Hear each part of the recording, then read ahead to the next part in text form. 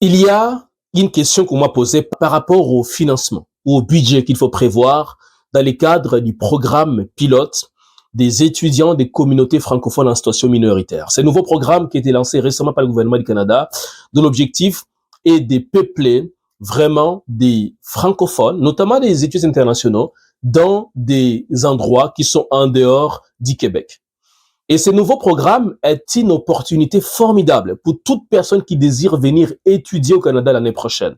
Et dans cette vidéo, je vais m'arrêter sur la manière dont il faut calculer le budget global afin que vous puissiez éviter des erreurs que les gens commettent. Si vous me découvrez pour la première fois, je suis Emmanuel Cambi, conseiller d'orientation scolaire, membre de l'Ordre des conseillers et conseillères d'orientation du Québec et par ailleurs cofondateur et directeur général du cabinet Étudie, un cabinet qui a déjà accompagné plus de 200 étudiants à étudier au Canada, à réaliser leur projet d'études d'une manière ou d'une autre. Alors, si vous désirez qu'on vous accompagne aussi, visitez www.etudie.ca.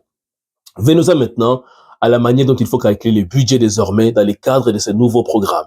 En fait, il faut tenir compte de deux choses. Un, de votre capacité financière. Deux, du nombre de personnes qui habitent dans la ville où vous allez étudier. Pourquoi?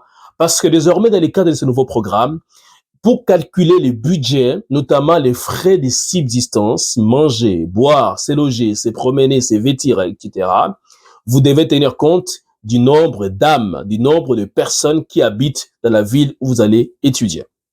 Il y a des villes de 400 000 personnes, de 300 000 personnes, de 500 000 personnes, de 600 000 personnes, de 1 million de personnes. La manière, les budgets des frais de subsistance va dépendre du nombre de ces personnes. Donc, c'est pour cela que c'est important de savoir la ville où vous allez étudier, l'établissement dans lequel vous allez étudier, se trouve dans quelle ville. Cette ville a combien de personnes plus précisément? Ça, c'est la première façon.